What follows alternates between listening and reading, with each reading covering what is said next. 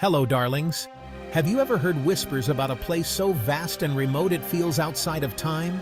Where the sky is endless, the stars brighter, and the silence deeper than anywhere else? I'm talking about Mongolia, a country recently thrust into the spotlight with the label of the world's most sinful nation in 2025.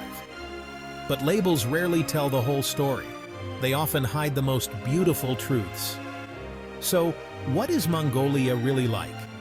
Is it a den of iniquity, or something far more complex?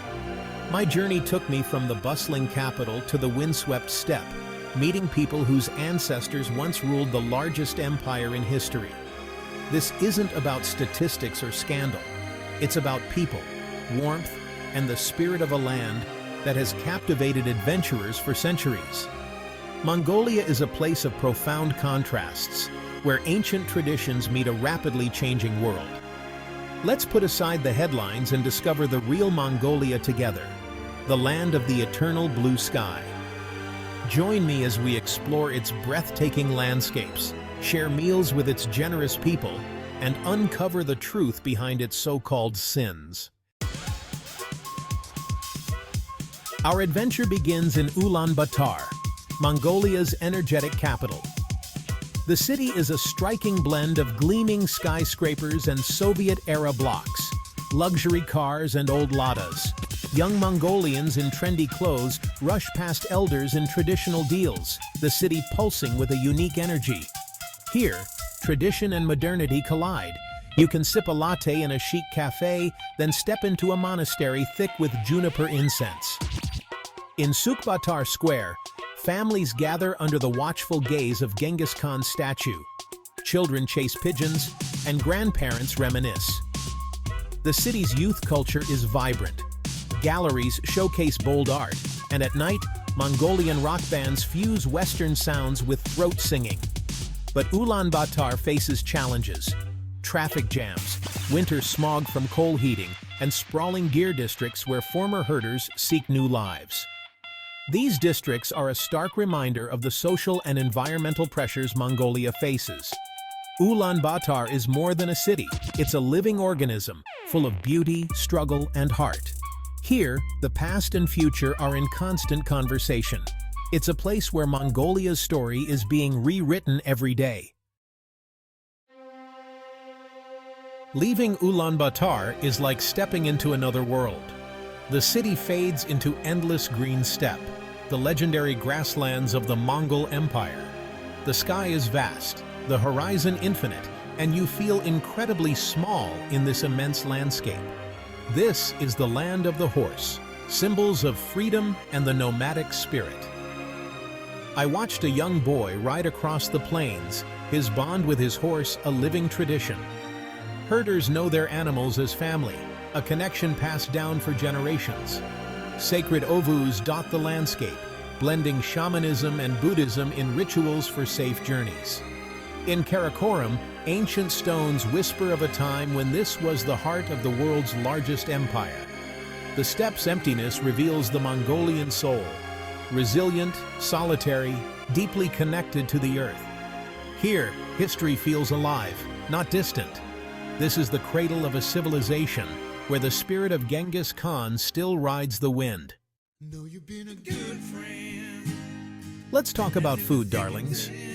Mongolian cuisine is more than just mutton. It's hearty, communal, and perfectly suited to nomadic life. I tried kushur, fried dough pockets filled with seasoned mutton, ultimate comfort food on a cold day. Booze, steamed dumplings, are made by families for Sagansar, the Lunar New Year, a time for storytelling and laughter.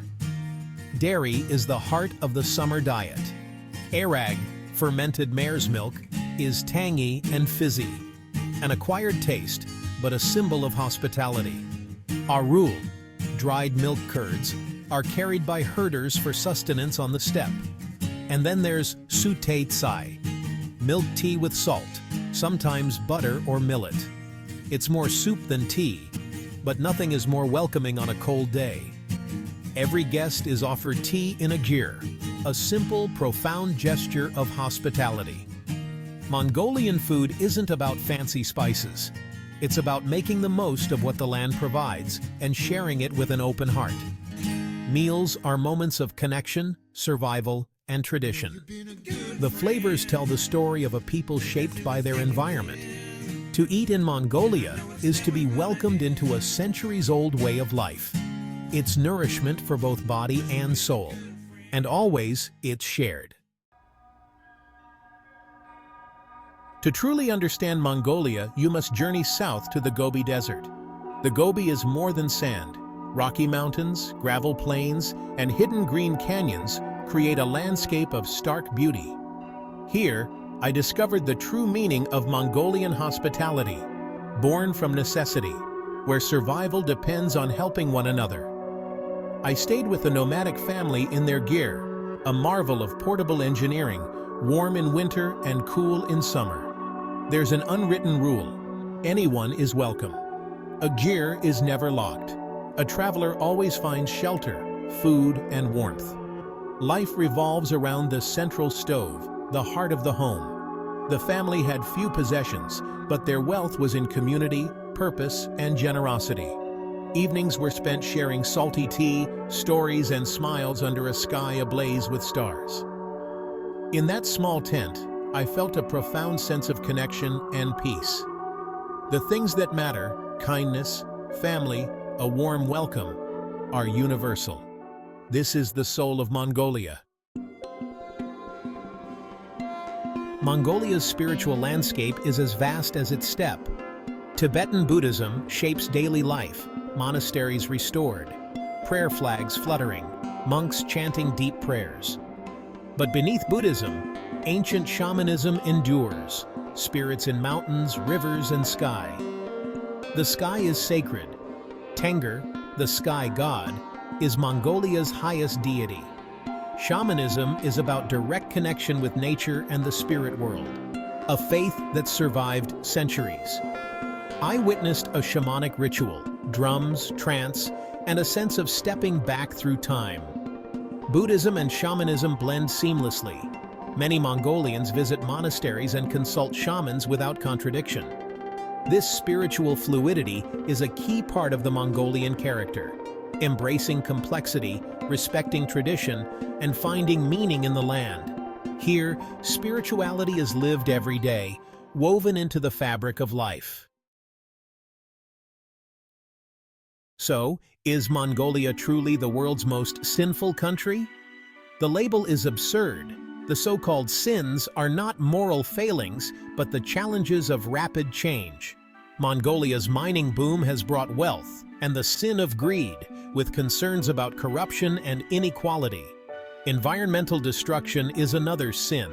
Mining scars the land, threatens water, and puts herders in conflict with industry. The greatest fear is losing the nomadic soul, as young people leave for city life and ancient traditions fade.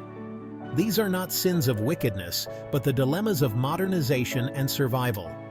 Mongolia's struggles are the world's struggles, balancing progress, environment, and heritage. After exploring these sins, I saw a nation of resilience, not wrongdoing. Mongolia's true face is strength, the herder in the Gobi, the young artist in Ulaanbaatar, the spirit of fierce independence. Squeezed between giants, Mongolia has always kept its unique culture and language. The legacy of Genghis Khan is unity and pride, not just conquest. Despite pollution and inequality, hope thrives, especially among the young, who seek balance between progress and tradition. Mongolians are not victims, they are agents of change. The real Mongolia is found in a child's smile, a warm gear, and the silence of the steppe. It is a land of hope and profound beauty. My journey through Mongolia was unforgettable, a land of beauty, challenge, and transformation. The SINFUL label is just a headline. The reality is far richer and more nuanced. Mongolia is fighting for its soul, forging a future that honors its past. Travel breaks down barriers and reveals the humanity behind the headlines. To truly understand Mongolia, you must go. Feel the wind, taste the tea, meet its people. Let the vastness of the Gobi and the pulse of Ulaanbaatar change your perspective. Don't let rumors be the final word. Discover Mongolia for yourself. You'll find not sinners, but survivors, dreamers, and heroes. And perhaps a piece of yourself. The land of the eternal blue sky awaits.